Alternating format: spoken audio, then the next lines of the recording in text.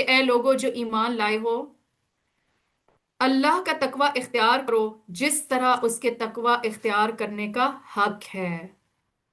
تو یہاں سے کیا بات پتہ چلتی ہے کہ یہاں پہ اصل میں بات کی گئی ہے تقوی کی، اور یہ بات کی گئی ہے کہ جس طرح سے اس کا حق ہے۔ تو تقوی کس طریقے سے اختیار کیا جاتا ہے؟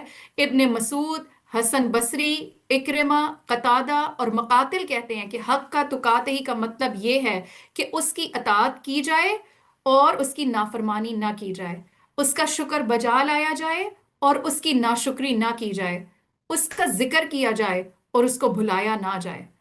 تو اب یہی بات، اس سے کیا بات پتہ چلتی ہے کہ بعض دفعہ ہم کوئی نیکی کرتے ہیں، نیکی کے راستوں پہ آتے ہیں، لیکن اپنے گناہوں کو ترک نہیں کرتے، تو یہ حق کا تقاتے ہی نہیں ہے۔ تقویٰ تو ہے کیونکہ وہ ہمیں نیکیاں کروا رہے ہیں ہم سے، ہمارا تقویٰ، لیکن حق کا تقاتے ہی تب ہوگا جب ہم نیکیوں کے ساتھ ساتھ اپنے گناہوں اور برائیوں کو ترک کریں۔ اسی طریقے سے شکر گزاری کرنا تقویٰ کی وجہ سے ہی ہوتا ہے، لیکن اگر شکر گزاری کے ساتھ ساتھ بہت ساری ناشکری ہے تو یہ حق کا تقاتے ہی نہیں ہو سکتا۔ تو اصل میں تقویٰ کیا ہے کہ انسان ہر حال میں شکر گزاری کرے اور کسی حال میں اللہ کی ناشکری نہ کرے۔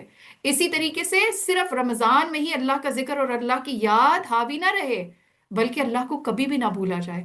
تو یہ ہے حق کا تقاتے ہی۔ اور پھر ہر جگہ پہ تقویٰ، چاہے ہم لوگ کسی بھی محفل میں ہوں، کسی بھی جگہ پہ ہوں، تو اللہ کا تقویٰ جو ہے وہ اسی طریقے سے قائم رہے۔ کیونکہ بعض دفعہ انسان کے ساتھ کیا ہوتا ہے، کسی خاص ماحول میں اس کے اوپر ایک تقویٰ ہوتا ہے، تقویٰ کی کیفیت میں ہوتا ہے، لیکن بعض جگہوں پہ جا کر تقویٰ کا دامن وہ بالکل چھوڑ دیتا ہے۔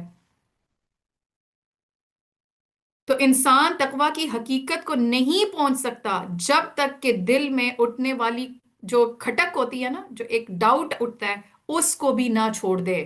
جب تک وہ اس کو بھی نہیں چھوڑتا تب تک وہ حق کا تقاتے ہی کے لیول پر نہیں پہنچ سکتا۔